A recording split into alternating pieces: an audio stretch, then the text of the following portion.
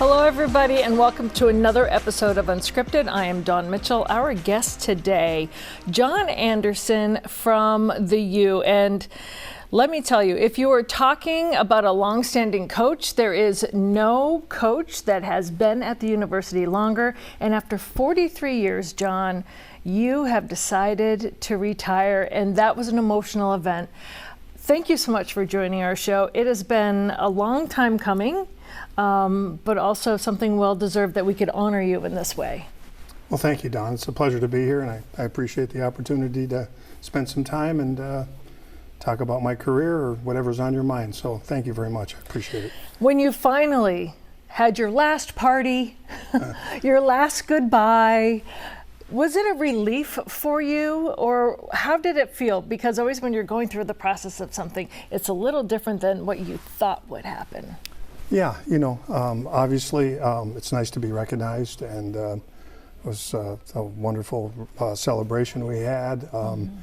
We had probably the largest turnout of our alumni that came back on May 11th to have the celebration at Siebert Field, and I think as I looked back at it after it was over, there was somebody from every generation of Gopher baseball, starting back in the middle 50s. Jerry Thomas was the MVP of the NCAA championship team, and there were people from each of the decades, starting in the 50s all the way to the 2023 team. So it was pretty significant, a wonderful turnout, very, very heartwarming, very touching. And then to be surprised with a golf cart, pretty cool. Had no idea, didn't know it was going to happen, but it's pretty cool. But yeah, it was emotional, and some of we went on the road. Some of the visiting coaches obviously recognized me, and yeah, in some ways it's a wonderful celebration. But it was emotional, and there was a lot to it.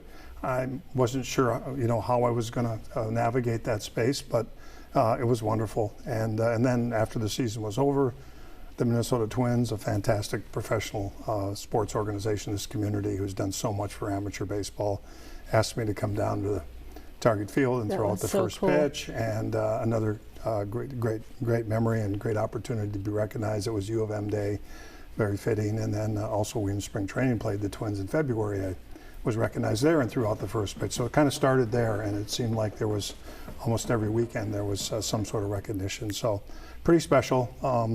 The relationships that I've been able to gain and develop and foster through my career mean the most to me.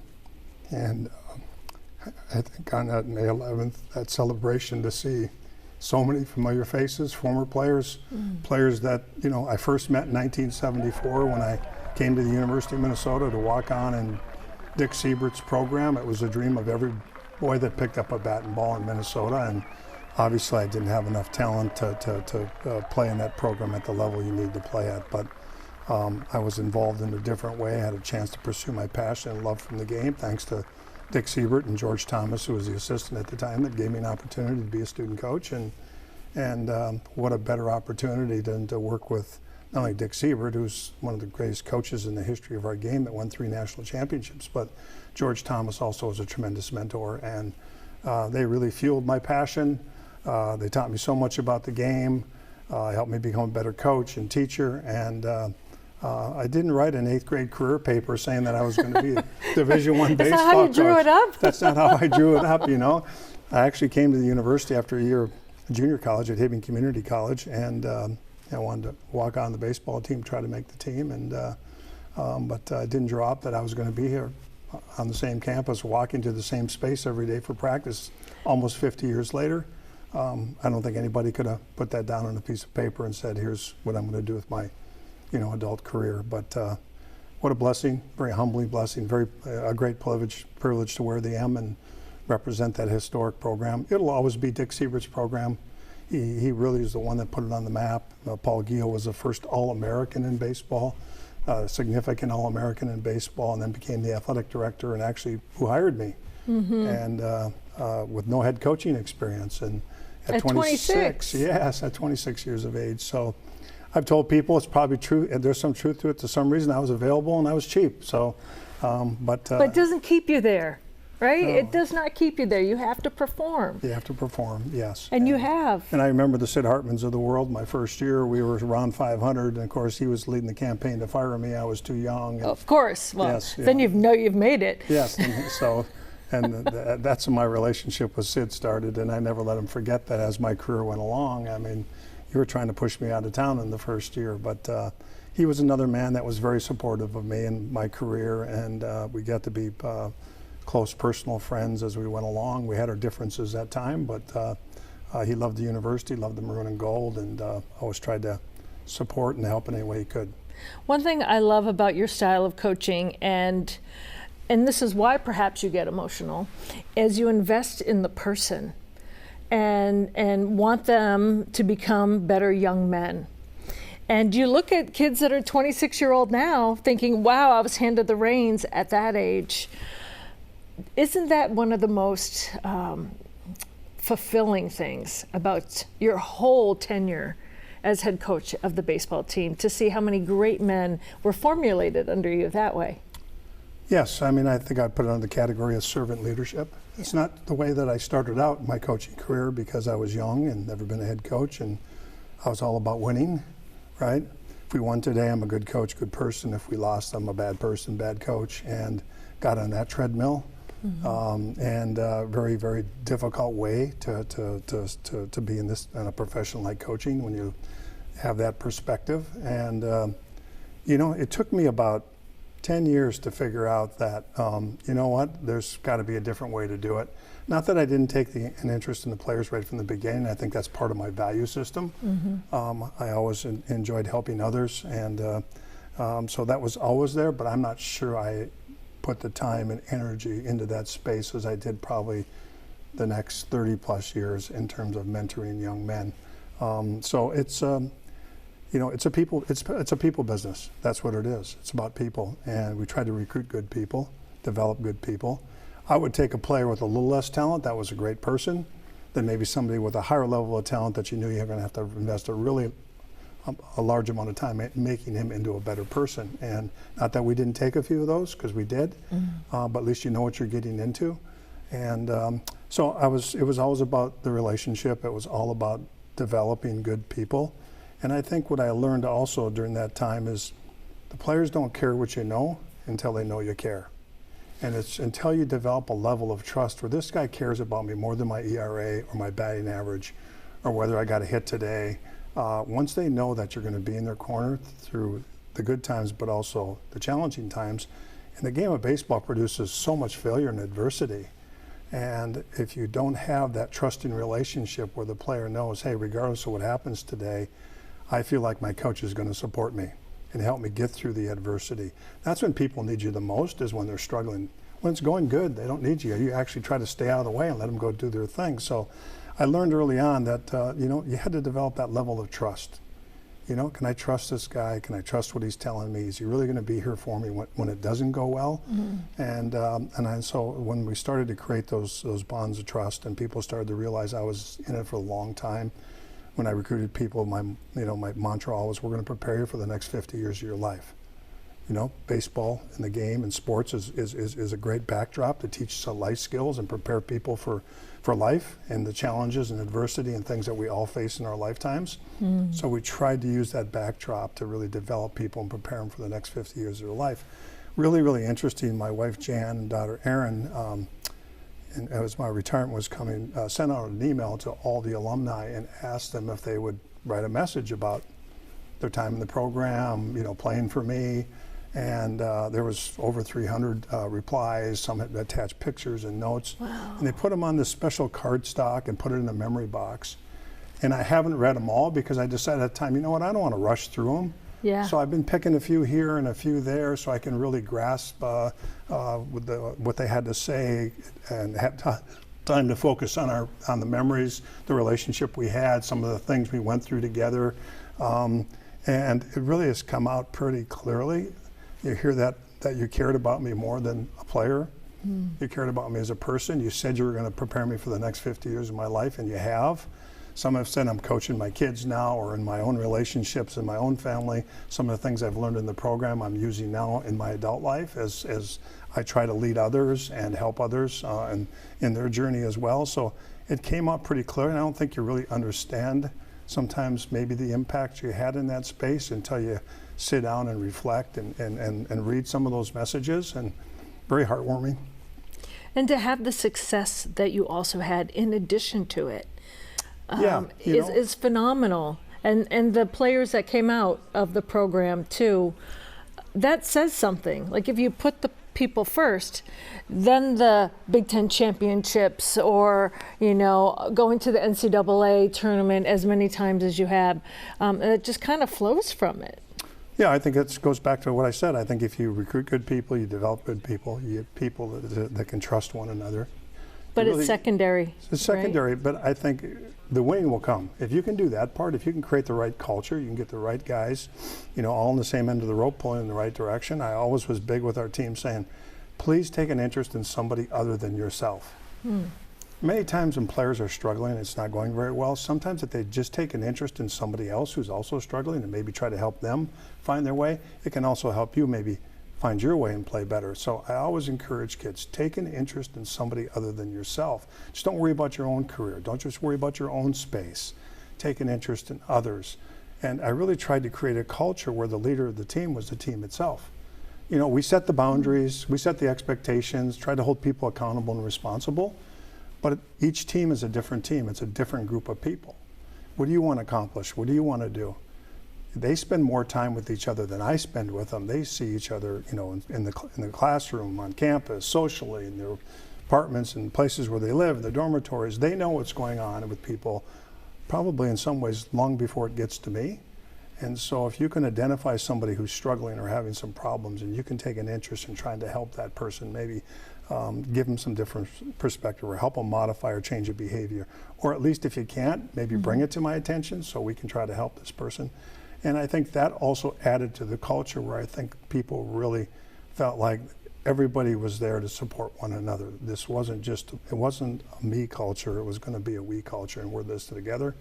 We're going to support one another. We're going to hold each other accountable and responsible to a standard that we set for each other, whether it was academically, athletically, socially, how we were going to prepare each day, the effort that was going to be put forth.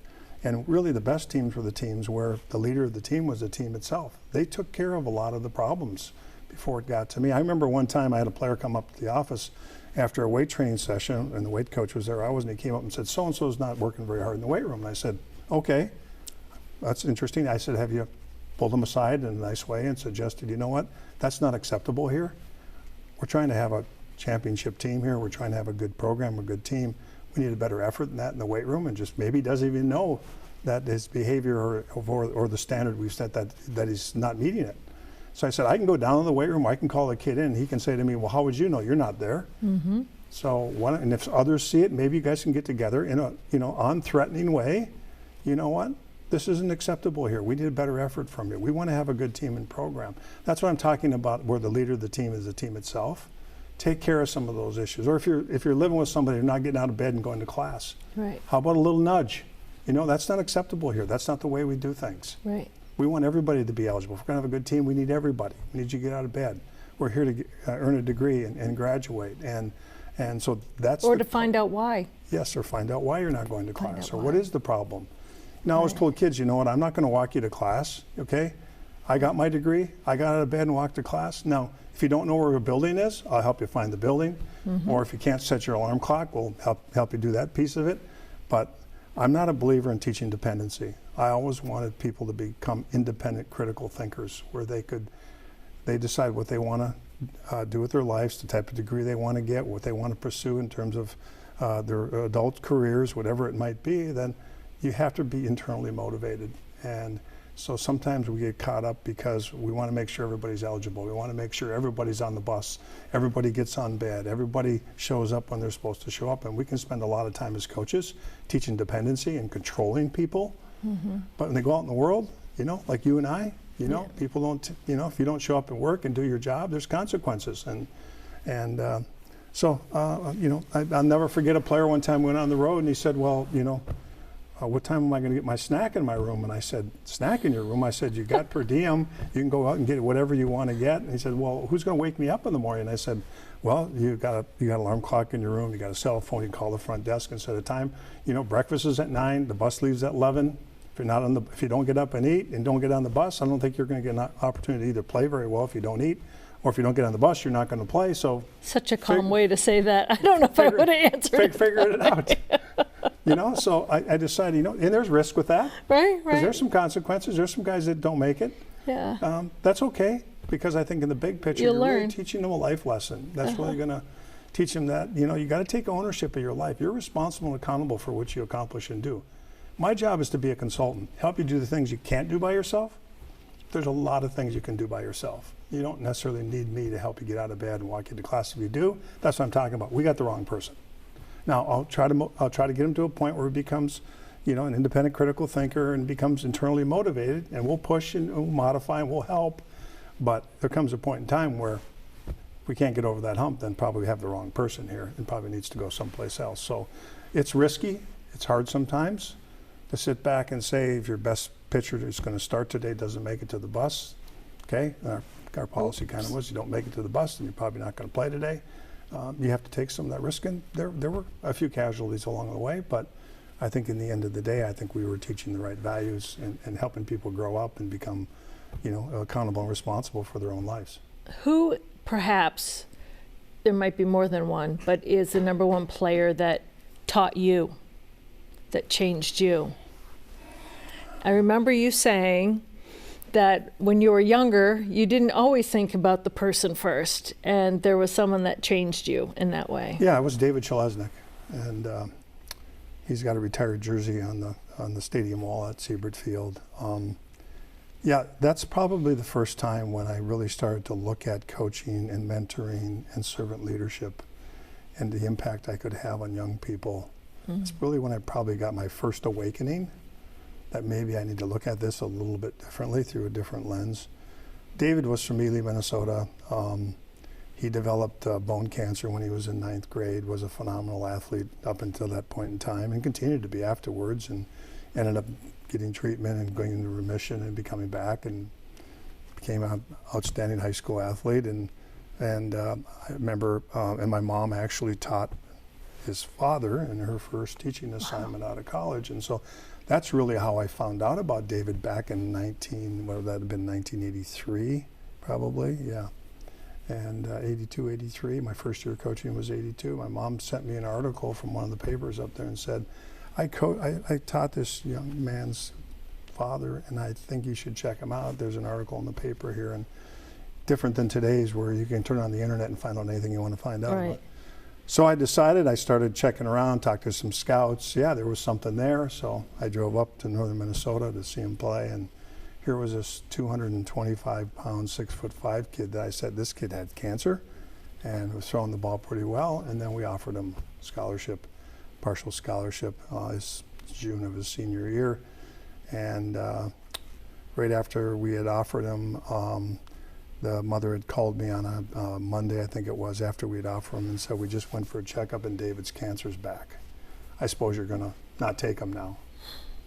And I said, absolutely not. He needs us more now than he ever did. And we're gonna take him. And he came to the university his freshman year. Was 1980, the season of 84, fall of 83, season of 84.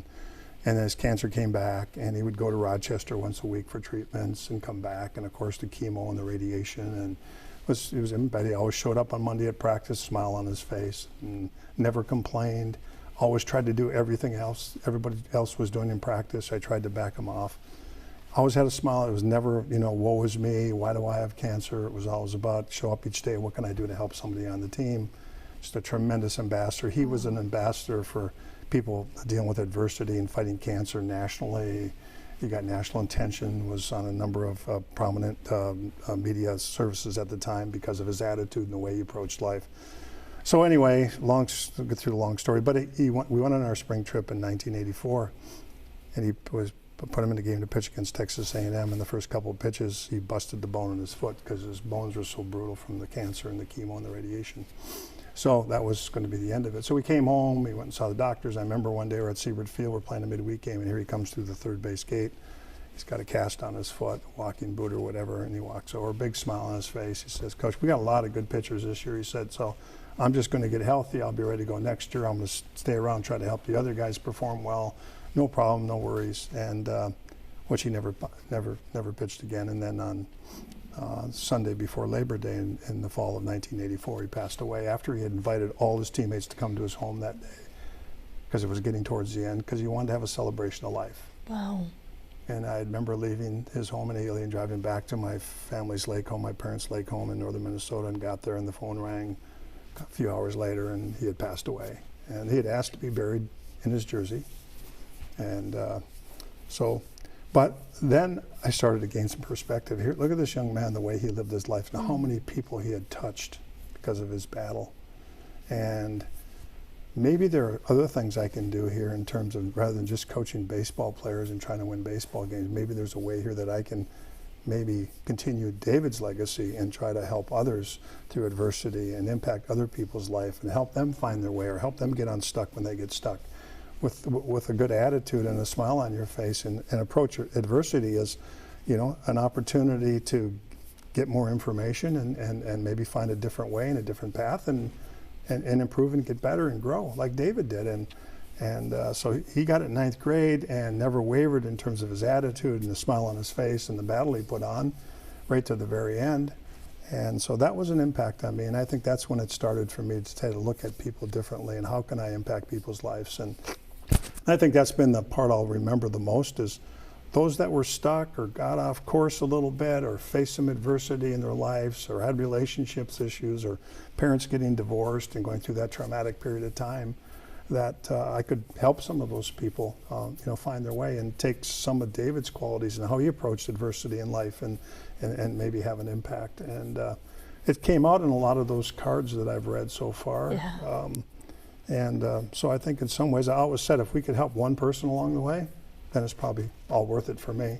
And so the relationships will always be important to me. They'll always be special. And whether you were one of the starters on the team, or you were in the top of our team in terms of you got to play on a regular basis, or you were the person that played very little, I tried to take the same interest in all of them.